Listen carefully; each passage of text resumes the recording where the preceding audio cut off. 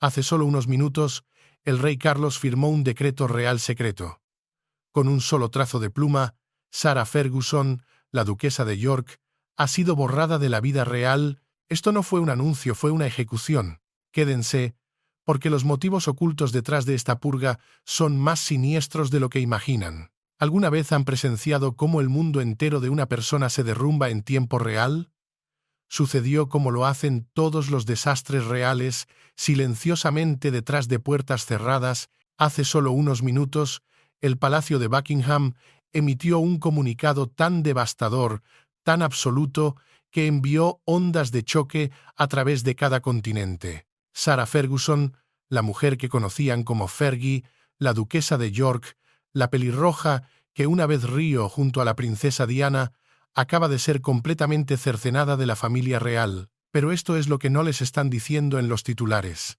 Esto no fue un simple anuncio, fue una ejecución calculada, una purga simbólica, y los motivos ocultos detrás de esta decisión son mucho más siniestros de lo que nadie podría haber imaginado.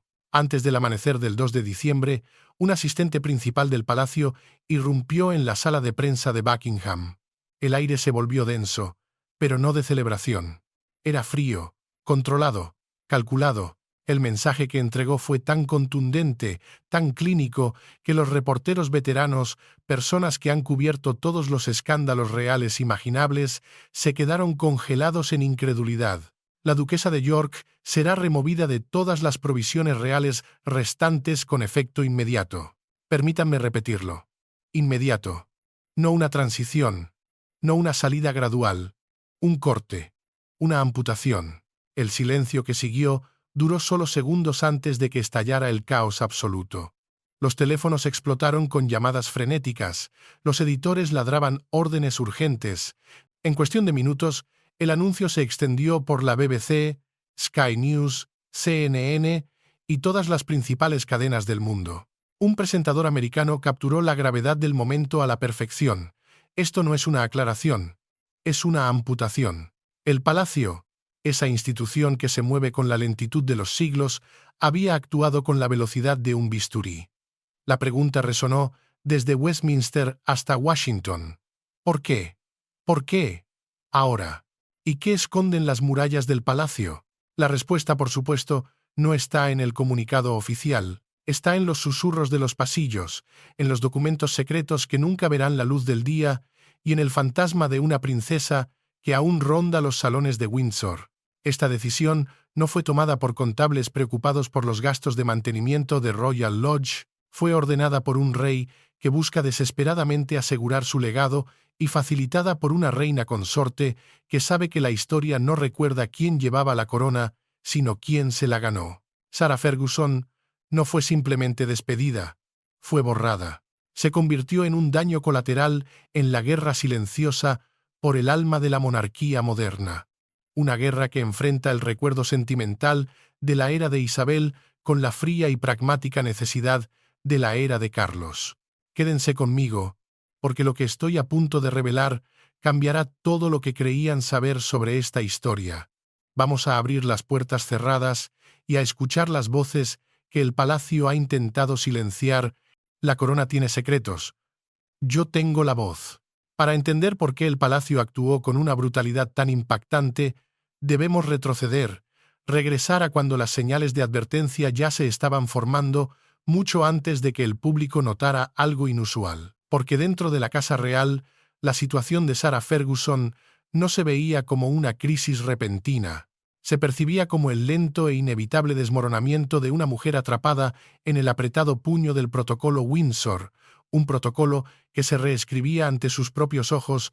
Cuando el rey Carlos ascendió al trono, trajo consigo una filosofía de gobierno que sus asesores habían anticipado durante décadas, una monarquía reducida, más pequeña, más afilada y mucho menos indulgente, con individuos que portaban lo que llamaban riesgo reputacional. Bajo la reina Isabel, Sarah siempre había sido una anomalía, una excepción tolerada, era bienvenida en las reuniones familiares en Balmoral, se le permitía permanecer en Royal Lodge con el príncipe Andrés, tratada con una delicadeza que solo Isabel podía ofrecer, a pesar de sus innumerables errores públicos. La reina operaba con gracia, con memoria, con sentimiento. Recordaba a la joven que había traído una risa contagiosa a los sofocantes pasillos de Windsor, la amiga leal de Diana, pero Carlos heredó un mundo diferente. Un mundo donde el escrutinio en línea es despiadado, donde la presión política es implacable, y donde la institución ya no podía permitirse lo que un alto asesor llamó en voz baja concesiones nostálgicas. Y aquí está la incómoda verdad que lo cambió todo. Sara era un fantasma de una era que la nueva monarquía quería desesperadamente olvidar. A diferencia de Andrés, ella no ostentaba el título de Su Alteza Real, un escudo legal y simbólico. A diferencia de los miembros trabajadores de la realeza, no tenía un papel público que justificara la seguridad o el apoyo de vivienda. Y a diferencia de la nueva generación, William y Catherine, que representan el futuro clínico y controlado, ella representaba un pasado cargado de emociones, controversias y, lo más peligroso de todo, una conexión inquebrantable con el fantasma de Diana. Era un recordatorio viviente de un tiempo en que el cuento de hadas se había hecho añicos, una verdad que la corona estaba desesperada por enterrar para siempre. Las murallas no solo se estaban cerrando, se estaban reconstruyendo y Sarah Ferguson quedó del lado equivocado. La confianza, una vez rota, es casi imposible de restaurar. Y para la nueva monarquía, Sarah no era más que un riesgo andante. La tradición y el coste no eran las únicas fuerzas que impulsaban el cambio. Aquí es donde la historia se oscurece, donde los susurros de los salones de té de Windsor se encuentran con los murmullos calculados de los pasillos de poder en Westminster. A finales de 2022, figuras políticas comenzaron a presionar a la monarquía, silenciosamente pero con firmeza, para que abordara las preocupaciones persistentes relacionadas con las secuelas del caso Epstein. Y el nombre de Sarah Ferguson, junto con el de Andrés, resonaba como una alarma constante. El público, especialmente aquellos que recordaban los escándalos de los años 90, cuestionaba cada vez más por qué una duquesa divorciada y sin función oficial continuaba viviendo en una propiedad de la corona, disfrutando de privilegios mientras su exmarido se hundía en el descrédito. El palacio lo notó. En sus oficinas no solo se leen periódicos, se analizan datos, registraron los números de las encuestas, monitorearon el sentimiento en redes sociales. Reconocieron un patrón peligroso. Sarah se estaba convirtiendo en un símbolo de todo lo que el plan de modernización de Carlos buscaba eliminar. Ya no era un asunto familiar. Se había convertido en un problema de Estado, un lastre político que amenazaba con hundir la frágil nave de la nueva monarquía. ¿Pueden verlo ahora? Las murallas ya se estaban cerrando. La decisión ya no era si se tomaría una medida, sino cuándo y con qué contundencia. A medida que estas presiones convergían legales, financieras, reputacionales, políticas, las conversaciones, una vez pequeñas y discretas, sobre el futuro de Sarah se volvieron más agudas, más urgentes, imposibles de evitar. Ella era la última conexión visible con una era de emoción, escándalo y humanidad que el nuevo régimen clínico de Carlos no podía tolerar. Su presencia en Royal Lodge no era solo un problema logístico, era una herida abierta en la línea de tiempo de la monarquía, una herida que la institución necesitaba cauterizar antes de que la infección se extendiera. La institución, como siempre, prioriza la supervivencia por encima de los individuos y el momento de sacrificar a Sarah Ferguson había llegado. Era una necesidad política fría y brutal, pero hay alguien más en esta historia, alguien cuyas observaciones silenciosas revelaron cuán grave se había vuelto la situación. La princesa Catherine. Las primeras señales reales de problemas no vinieron de los titulares o de los escándalos televisados, vinieron de anomalías sutiles, fácilmente pasadas por alto, que solo aquellos más cercanos al sistema real notaron. Y para Catherine, cuya vida ha sido moldeada por décadas de protocolo y expectativa pública, estas irregularidades en torno a Sarah Ferguson comenzaron a sentirse como campanas de alarma que nadie más quería escuchar. Comenzó a principios de 2023 durante una reunión informativa de rutina en el Palacio de Kensington. Catherine Escuchó a dos miembros del personal discutir las propiedades de Windsor. Uno mencionó que las proyecciones de costes de mantenimiento de Royal Lodge se habían duplicado de nuevo. El otro añadió, con una incómoda vacilación: la complicación persiste. Esas tres palabras lo decían todo. Sarah seguía allí, sin ser una trabajadora real, ligada a la menguante posición de Andrés. Catherine no intervino. Simplemente hizo una pausa, absorbiendo el tono, porque sabía que cuando el personal del palacio habla con cautela, algo más profundo siempre se está gestando. Semanas después, en un evento de caridad, una anciana se inclinó y le preguntó a Catherine: «Querida, ¿por qué la duquesa de York sigue en esa casa tan grande si no trabaja para la corona? No parece correcto, ¿verdad?». Catherine sonrió diplomáticamente, pero por dentro sintió que la tensión crecía. Comprendió una lección que Diana, en su impulsividad, nunca pudo asimilar. La institución no tiene amigos, solo activos y pasivos.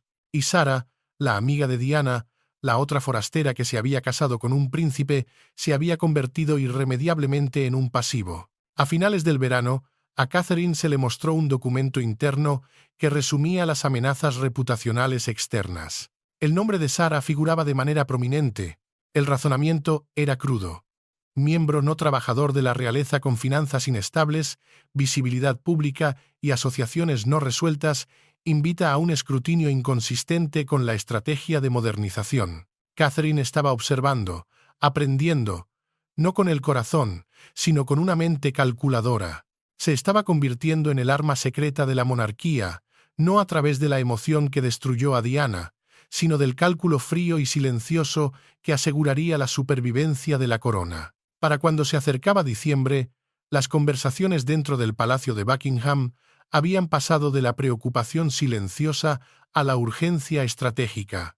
La cuestión ya no era si se debía actuar, era hasta dónde estaba dispuesta a llegar la corona.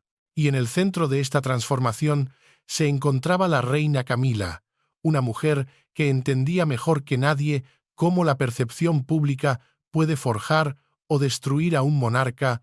Camila convocó una reunión privada en el Salón Verde, un espacio lo suficientemente silencioso en Clarence House para evitar escuchas indiscretas. No era una reunión de gabinete, era un consejo de guerra.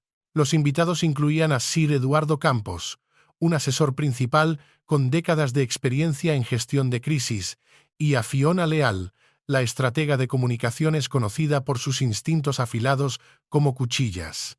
Camila abrió con su calma característica, pero la urgencia en su voz era inconfundible. La paciencia pública no es infinita, ni tampoco la tolerancia institucional. La princesa Ana se unió a las discusiones y ella, como siempre, no se anduvo con rodeos. Estamos tratando de modernizar la monarquía, no de arrastrar el pasado con nosotros.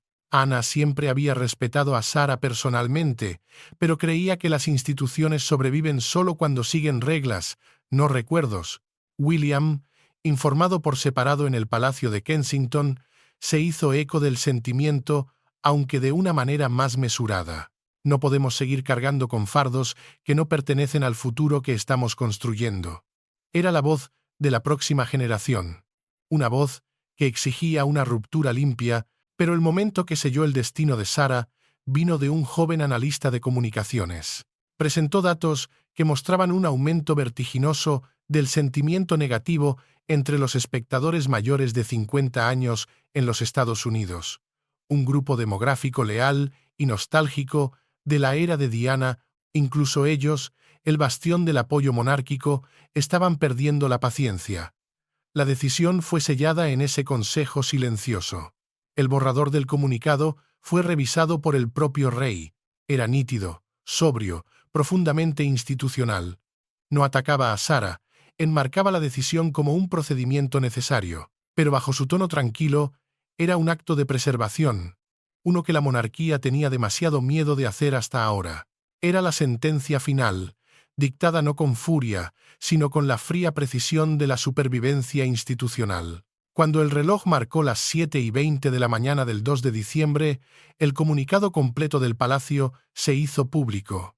Era corto, pulido e inequívocamente final. Confirmaba que, con efecto inmediato, Sarah Ferguson ya no recibiría provisiones de vivienda, consideración de seguridad ni apoyo de transición por parte de la Casa Real. Cada línea se sentía como una puerta de acero cerrándose de golpe. Para Sarah, el impacto fue devastador. Se encontraba en la suite de un discreto hotel de Londres cuando su teléfono estalló. Se había mudado allí sigilosamente días antes, presintiendo que algo decisivo se avecinaba, pero sin saber cuándo ni con qué brutalidad aterrizaría. Cuando vio el encabezado oficial del Palacio de Buckingham aparecer en su pantalla, se congeló. Por un momento, simplemente miró el anuncio, leyéndolo 2 veces como si las palabras pudieran cambiar en la segunda lectura. No lo hicieron. Lo que la golpeó primero no fue la pérdida de Royal Lodge, eso había sido presagiado durante meses.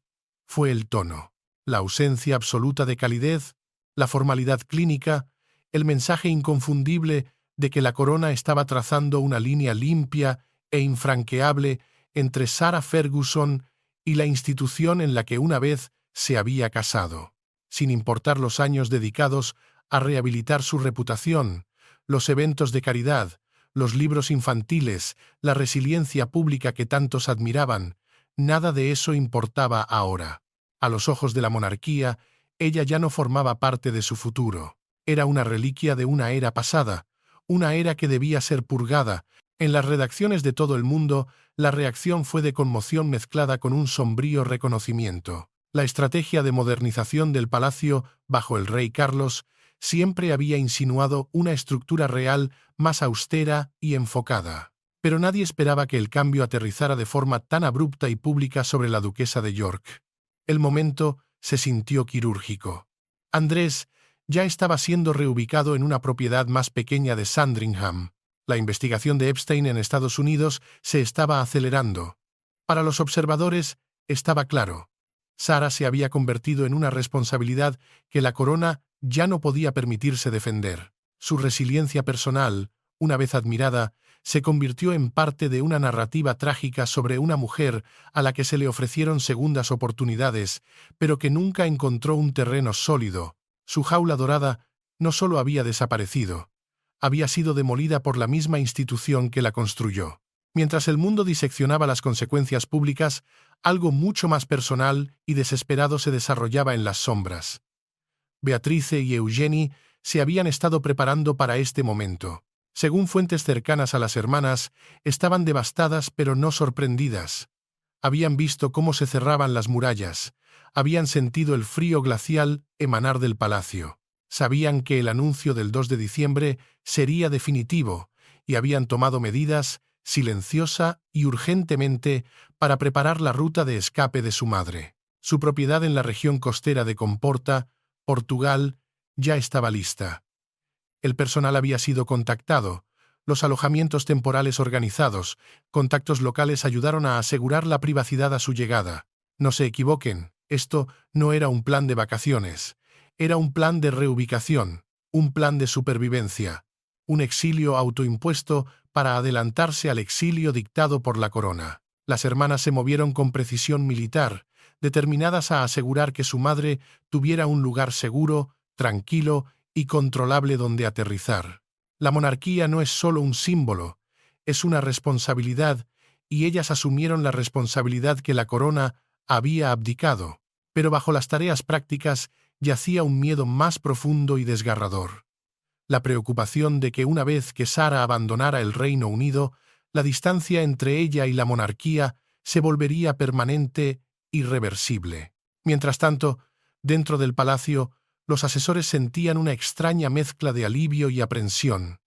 Alivio, porque un dilema institucional persistente finalmente se había resuelto. Aprensión porque Sarah seguía siendo impredecible, históricamente franca, una mujer que nunca había desaparecido en silencio.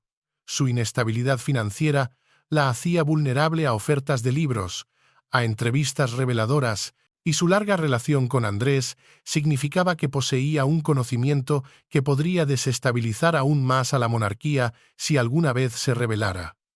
Habían cortado los lazos, pero no habían eliminado el riesgo, y en el silencio que siguió, una verdad persistía. No todas las heridas están destinadas a sanar. Ahora llegamos a la pregunta que todos se hacen, pero que nadie responde. ¿Cuáles son los verdaderos motivos detrás de esta decisión? Porque si creen que esto se trata simplemente de modernización o eficiencia financiera, no han estado prestando atención. Permítanme desglosar lo que realmente está sucediendo detrás de esas murallas palaciegas. Motivo 1. Y el más oscuro de todos. La sombra de Epstein. La renovada investigación del Congreso en los Estados Unidos no solo examina a Andrés. Los investigadores han comenzado a hacer preguntas sobre conexiones financieras, comunicaciones y asociaciones que se extienden a Sara, sus correos electrónicos pasados, sus negocios, su proximidad a figuras bajo escrutinio. Todo ello crea una exposición que la corona no puede tolerar. Al cortar los lazos con Sara ahora, el palacio crea distancia legal. Si es investigada o implicada, la monarquía puede afirmar verazmente que no tiene conexión oficial con la institución. El momento no es coincidencia, es estrategia. Motivo 2. El lastre financiero. El historial financiero de Sara es un campo minado.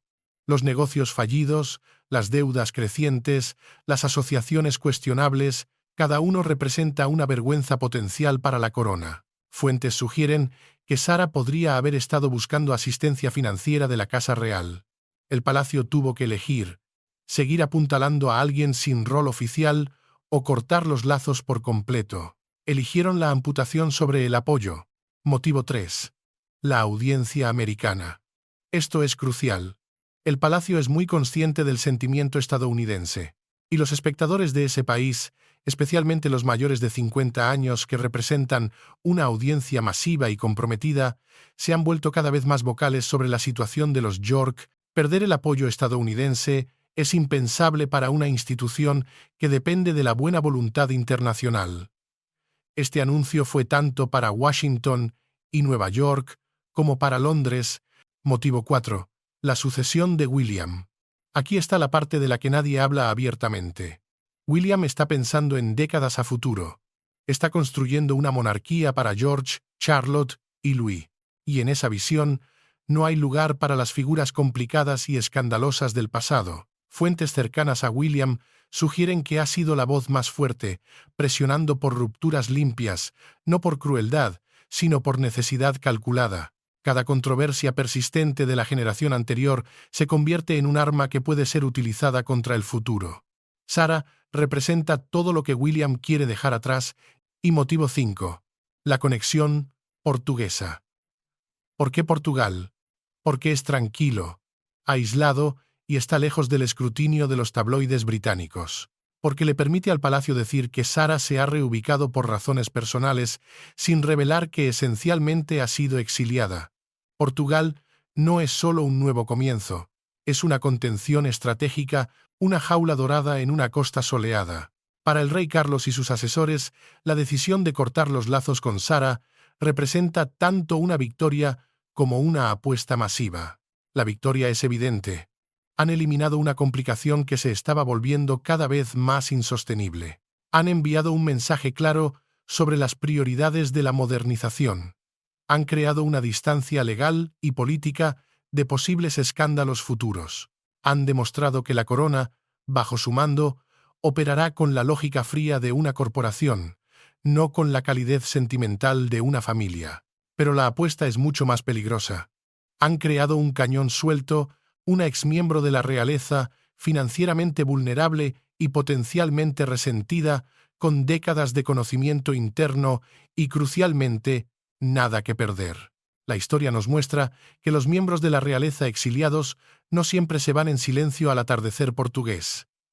El duque y la duquesa de Windsor, la princesa Margaret en sus últimos años, incluso Diana, en el último año de su vida, separada de la institución, pero aún poseedora del poder para sacudirla hasta sus cimientos. Sara tiene ese mismo poder ahora, multiplicado por los medios modernos, las plataformas sociales y una audiencia internacional ávida de revelaciones reales. La estrategia del palacio asume que Sara aceptará su exilio con gracia, se desvanecerá de la vista y permitirá que la monarquía avance sin ella. Pero, ¿y si no lo hace? Y si la desesperación financiera, el enojo personal o la simple frustración humana la llevan a empezar a hablar, a asociarse con periodistas, documentalistas o autores que pagarían una fortuna por su historia, y si el palacio, en su intento de cortar una cabeza de la hidra, acaba de crear su propia peor pesadilla, la monarquía ha sido protegida, pero su paz ha sido rota, y en el silencio que sigue, una verdad persiste. Al exiliar a la amiga de Diana, han invocado de nuevo su fantasma. Un fantasma que nunca ha perdonado las traiciones. La apuesta del rey no es solo sobre el futuro, es sobre si el pasado, finalmente, vendrá a cobrar sus deudas. Aquí está la verdad oculta que nadie discute abiertamente. Este anuncio no es el final de la historia de Sarah Ferguson. Es el comienzo de un capítulo completamente nuevo y potencialmente explosivo. Durante casi 40 años, Sarah ha existido a la sombra de la monarquía, definida por su matrimonio con Andrés, juzgada por los estándares reales, limitada por las expectativas institucionales. Ahora, por primera vez desde 1986, está completamente libre de esas ataduras. Libre para hablar, libre para escribir, libre para construir una vida enteramente en sus propios términos, sin preocuparse por la aprobación del palacio o el protocolo real. ¿Es eso liberación o devastación? La respuesta probablemente depende de lo que Sarah elija hacer a continuación. Si se retira en silencio, acepta su exilio y vive sus años en la oscuridad portuguesa. Entonces, el palacio gana por completo. La amputación será recordada como un paso necesario en la modernización, doloroso pero justificado. Pero si Sarah emerge como una voz, escribiendo libros, concediendo entrevistas, participando en documentales que revelan verdades incómodas sobre la vida real, entonces esta decisión podría ser recordada de manera muy diferente. Podría ser recordada como el momento en que la monarquía creó a su adversario más peligroso al darle a alguien que sabía demasiado, absolutamente nada que perder. La caída de una duquesa no es solo un titular real, es un recordatorio de la delicada línea entre la consecuencia y la reinvención. Sarah Ferguson ha sido muchas cosas: controvertida, resiliente, impredecible, imperfecta, humana. Pero nunca, jamás, ha permanecido en silencio. Y ahora que el palacio ha hablado con firmeza, finalmente, fatalmente, el mundo espera para ver cómo responderá ella, qué revelará, en quién se convertirá sin las murallas de Windsor para definirla. Puedes exiliar a una duquesa, puedes silenciar su título, pero cuando la verdad ha sido testigo de la historia, no permanece enterrada. Se levanta y esta vez tiene una voz que ya no le debe lealtad a la corona. Gracias por ver Intrigas de la Corona. La caída de Sarah Ferguson no es solo un titular, es una historia humana sobre la resiliencia, las consecuencias y la brutal matemática del poder. El palacio ha trazado su línea, pero su historia real podría estar apenas comenzando. ¿Creen que Sarah se irá en silencio o se está preparando para contar una historia que el palacio nunca quiso que el mundo escuchara? Dejen sus opiniones abajo. No olviden suscribirse a Intrigas de la Corona y activar las notificaciones, porque algo me dice que no hemos oído lo último de la duquesa de York.